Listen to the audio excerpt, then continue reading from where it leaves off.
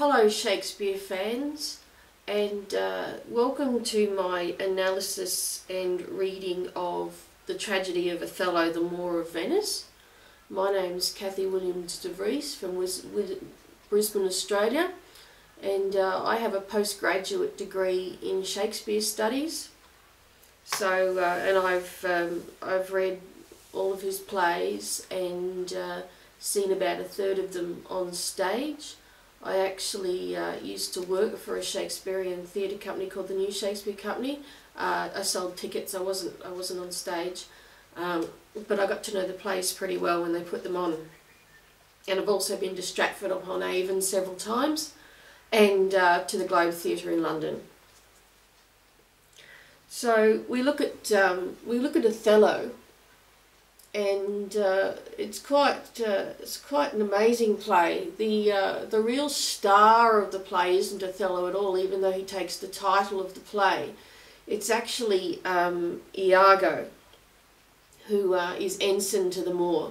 But very early on in the play, basically from the first few lines, he's one ticked off guy, because he thought that with his experience that he should have taken the lieutenant's spot, which was given to Cassio. He thinks there's a bit of boys' club sort of preference there, that Cassio doesn't have the war experience under his belt the way Iago does. So yeah, Iago's the real star in this play, and he's an evil character. He's right up there with Richard III. And I see similarities in Shylock from Merchant of Venice as well. I mean, he's not just two-faced, he's every-faced.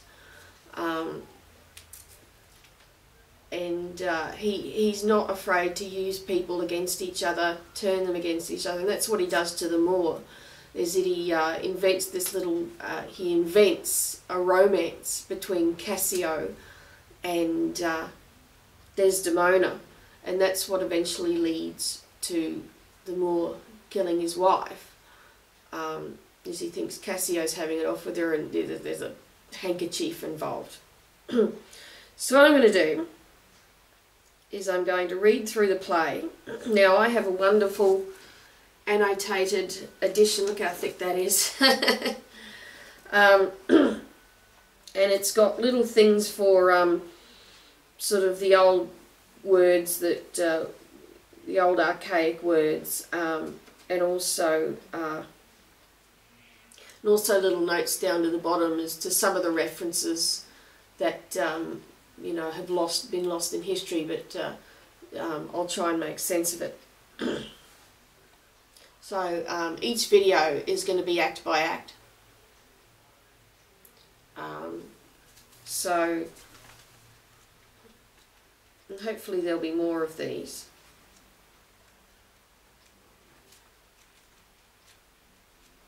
Just seeing. So there's 5 acts. There's going to be 5 videos. So let's begin. So we start with Roderigo, who is in love with Desdemona himself. So he's got an agenda as well against the Moor, although Iago uses him fearfully.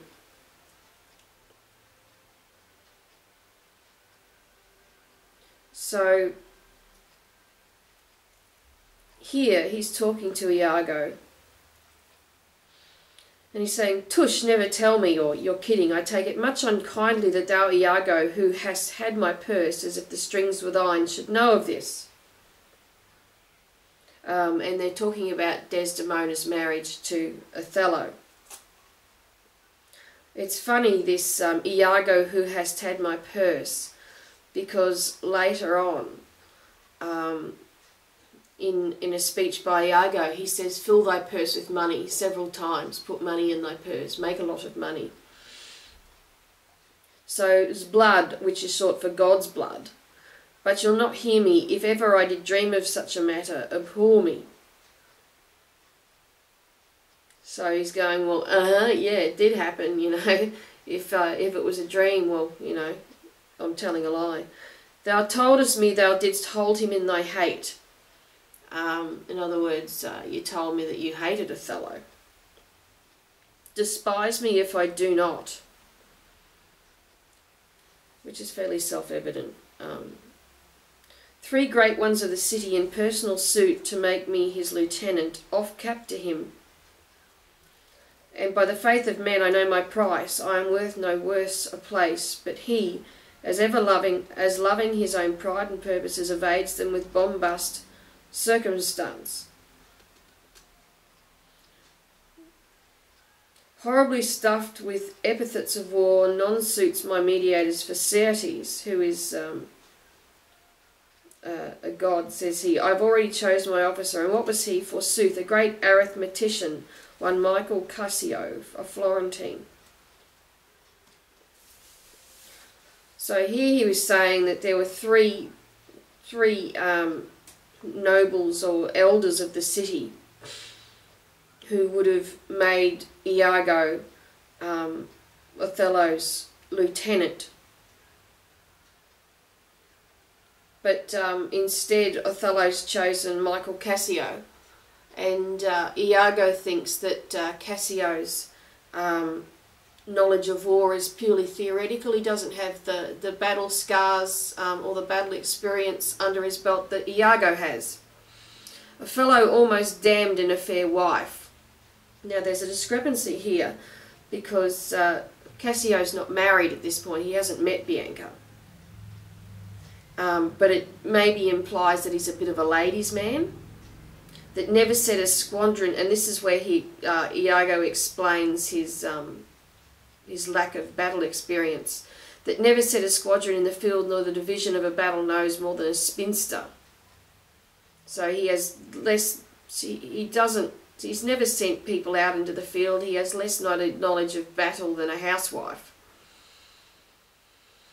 Unless the book is theoretic, so unless, you know, by books, wherein the togaed consuls can propose as masterly as he.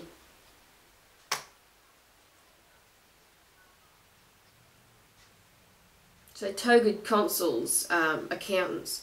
Mere prattle without practice is all his soldiership, but he, sir, had the election, and I, of whom his eyes had seen the proof at Rhodes, at Cyprus, and on other grounds, christened and heathen, must be belied and calmed by debtor and creditor.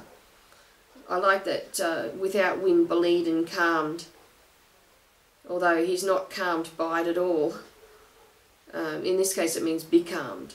By debtor and creditor. This countercaster, he in good time must his lieutenant be, and I God best the mark, his lordship's ensign.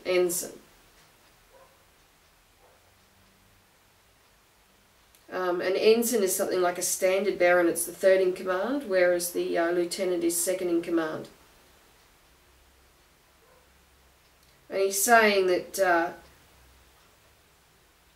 the promotion came through connections and favouritism, so a little bit of old boys club. So you can understand why he's ticked off. Roderigo comes in and said, by heaven, I would rather have been his hangman. Iago comes back with, why, there's no remedy, 'tis the curse of service. Preferment goes by letter and affection, and not by old gradation, where each second stood heir to the first. Now, sir, be judge yourself, whether I in any just term am afined to love the more. In other words, why should he love the more? Now, the Moor himself would have been a Muslim of mixed Berber and Arab people in northwest Africa.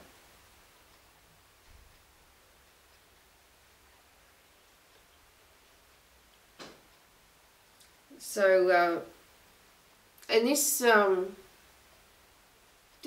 does sort of tie into Richard III a little bit because of his ambitions to be king. And I'll probably come back to this a few times in terms of villainy.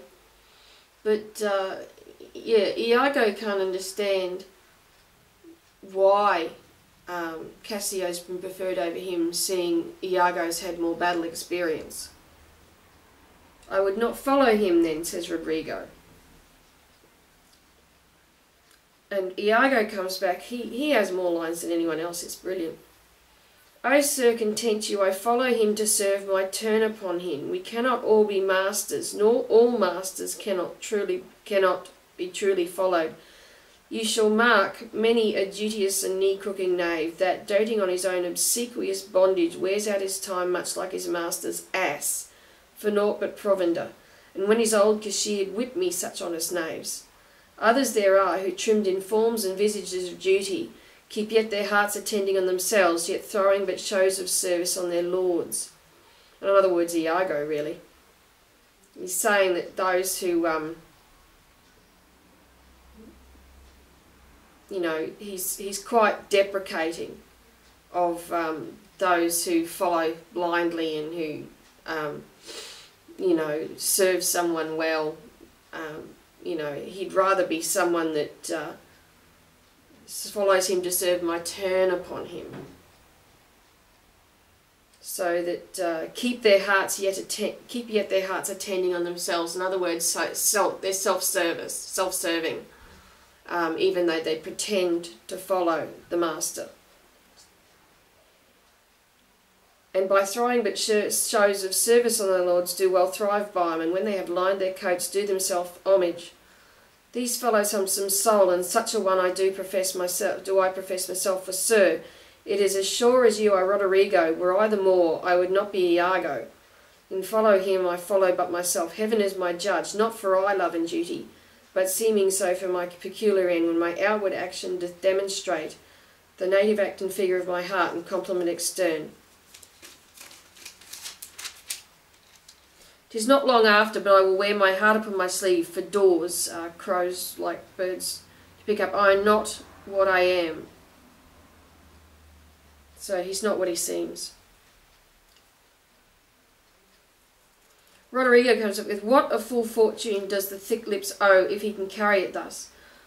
Iago, "Call up her father, rouse him, make after him, poison his delight, proclaim him in the streets, incense her kinsman. For though he in a fertile climate dwell, plague him with flies. Though that his joy be joy, let throw such chances of vexation on it, as it may lose some of their colour." So Iago's wanting to stir up trouble for Brabantio, whose daughter Othello has married. And you'll hear the racial overtones come in, that a white Venetian has married the black Moor, although later in the act he says that he's more fair than black, probably for their great respect of him. Thick lips, referring to the African trait of having thicker lips than the Venetians. So here's her father's house, I'll call aloud. And Iago's saying, do it with a frightening tone to freak this guy out. And they turn on him. They get Brabantio to turn on Othello fairly easily. So they're saying, even he in a fertile climate dwell, even though he's well off. Make his life unpleasant. Do with timorous accent and dire yell, as when by night in negligence the fire is spied in populous cities. So call out as if there's a fire. What ho, Brabantio, Signor Brabantio, ho! And Iago, awake, what ho, Brabantio, thieves, thieves, thieves, look to your house, your daughter and your bag, thieves, thieves. In other words, saying that Othello has stolen Brabantio's daughter. What is the reason of this terrible summons? What is the matter there? Signor, is all your family within? Are your doors locked? Why, wherefore ask you this? Swoons, which is searched for by Christ's wounds. You're robbed, for shame, put on your gown, your heart is burst, you have lost half your soul. Even now, very now, an old black ram is tupping your white ewe. In other words, the black Othello is having sex with his white daughter Desdemona. Arise, arise, awake the snorting citizens with the bell, or else the devil will make a grandsire of you. Arise, I say. Have you lost your wits, most reverend Signor? Do you know my voice? No, not I. What are you? My name is Roderigo. Brabantio says, "The worse are welcome. I have charged thee not to haunt about my doors." Because Roderigo, being in love with Desdemona, has obviously been hanging around, and he's telling him to get lost. "In honest plainness thou hast heard me say, my daughter is not for thee, and now in madness, being full of supper and distempering draughts," in other words, you're drunk, "upon malicious bravery dost thou come to start my quiet. Sir, sir, sir, but thou must needs be sure, my spirits and my place have in their power to make this bitter to thee. Patience, good sir." Brabantio comes back with, "What tellest me of robbing? This is Venice. My house is not a grange, or a country house." "Most grave Brabantio, in simple and pure soul I come to you." And Iago says, "Wounds, sir, you are one of those that will not serve God if the devil bid you." So Iago is not encouraging Brabantio to serve God, but ironically it is the devil who is urging him on.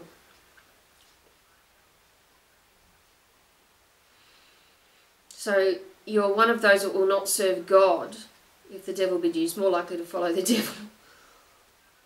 Because we come to do you service and you think we are ruffians, you'll have your daughter covered with a Barbary horse. Here they're going on about his Arab ancestry, Othello's Arab ancestry. "You'll have your nephews neigh to you. You'll have coursers for cousins and jennets for Germans." Here, coursers are strong horses, cousins are kinmen's, jennet are small Spanish horses, and Germans are close relatives. Are Germans or Germans? It doesn't say. It's not Germans as in Germany. "What profane wretch art thou? I am one, sir, that comes to tell you your daughter and the Moor are now making the beast with two backs." In other words, they're having sex. "Thou art a villain. You are a senator. This thou shalt answer. I know thee, Roderigo." Roderigo is quite a long speech. "Sir, I will answer anything, but I beseech you, if it be your pleasure and most wise consent, as partly I find it is that your fair daughter at this odd even," in other words, late hour, "and dull watch of the night, transported with no worse nor better guard, but with a knave of common hire, a gondolier to the gross clasp of a lascivious Moor.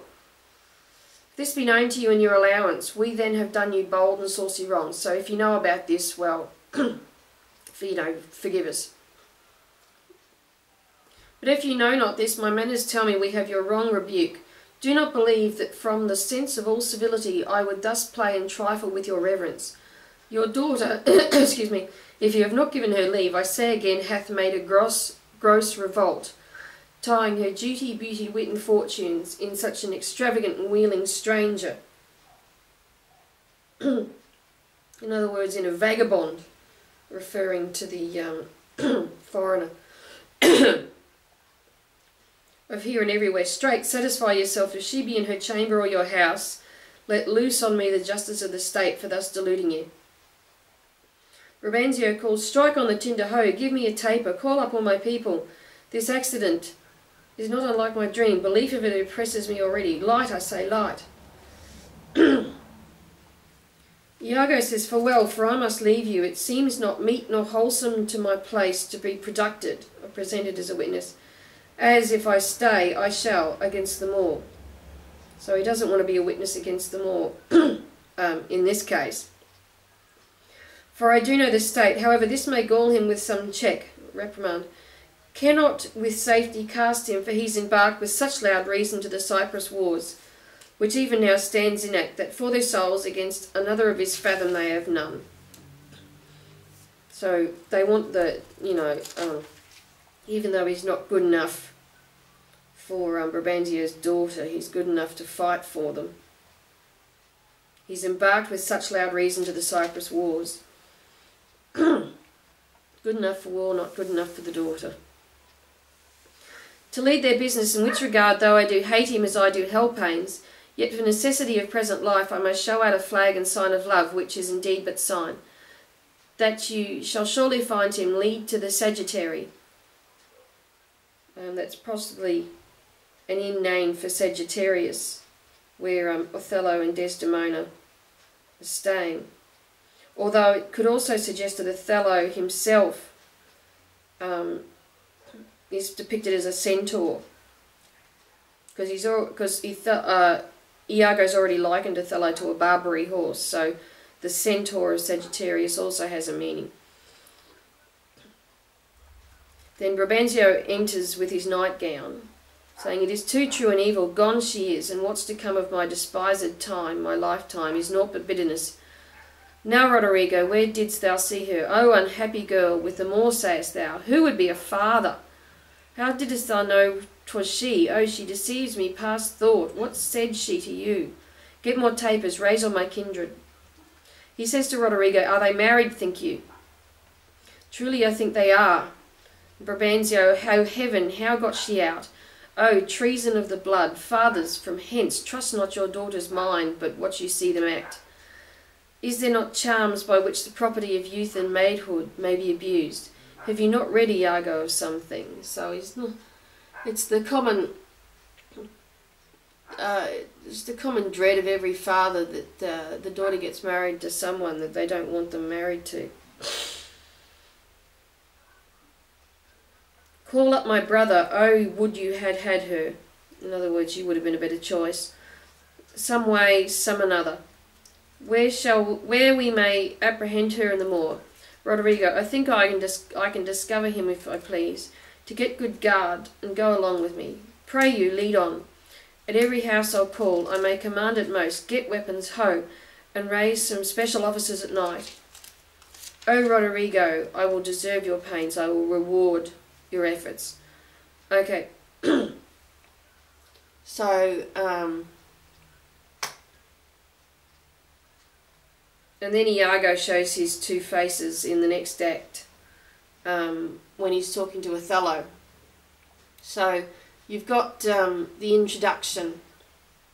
Roderigo's in love with Desdemona, is not happy when she marries Othello. And so he has an agenda against the marriage.